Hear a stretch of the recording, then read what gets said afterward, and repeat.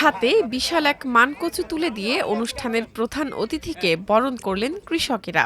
এরপর ফিতা কেটে নয়, কলা গাছের একটি শুকনো ডাগুর ধান কাটা কাঁচি দিয়ে কেটে অনুষ্ঠানের উদ্বোধন করেন প্রধান অতিথি পাবনার জেলা প্রশাসক আমিনুল ইসলাম।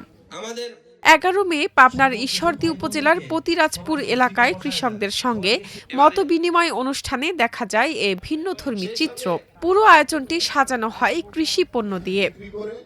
অনুষ্ঠানের আয়োজন করে বাংলাদেশ কৃষক সমিতি। অনুষ্ঠানে প্রায় ৮০০ কিষানি উপস্থিত ছিলেন। তারা কৃষি পণ্য উৎপাদন ও বাজারজাতকরণ নিয়ে স্থানীয়ভাবে যেসব সমস্যার সম্মুখীন হন তা অতিথিদের সামনে তুলে ধরেন এবং সমাধানের প্রতিশ্রুতি আদায় করেন।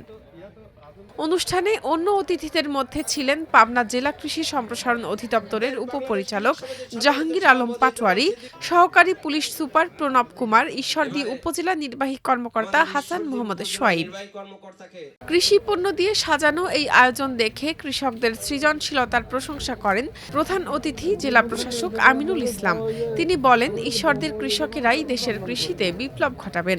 সদ্য যোগদান করেছি এই জেলায়। আমি বেশ কয়েকটি জেলায় কাজ করার সুযোগ হয়েছে বা কোথাও আসলে এত চমৎকার অভিনব পদ্ধতিতে ফুলের পরিবর্তে মানুষ যে আসলে ফসল এবং ফল দিয়ে এভাবে একটি ফুলের আদলে অভ্যর্থনা মঞ্চ বা অভ্যর্থনার সম্ভাষণের গেট প্রস্তুত করা যায়, এটি দেখে সত্যি আসলে আমরা প্রত্যেকে এখানে আমরা যারা এসেছি অত্যন্ত আনন্দিত হয়েছে এবং তাদের যে মেধার পরিচয় দিয়েছে এটি প্রমাণ করে যে তাদেরকে কেউ আটকায় রাখতে পারবে না, তারা অবশ্যই সফল হবে। এবং এই পাবনা জেলা কৃষিতে তারা যে পরিমাণ ইউনাইটেড দেখেছি আমরা এখানে, আমাদের সরকারের পৃষ্ঠপোষকতা থাকবে, কৃষি বিভাগ, পুলিশ বিভাগ সহ প্রাণী সম্পদ সহ সকল বিভাগ আমরা তাদের পাশে থাকবো ইনশাল্লাহ। অনুষ্ঠানে কৃষকদের বিভিন্ন সমস্যা শুনে সমাধানের আশ্বাস দেন জেলা প্রশাসক।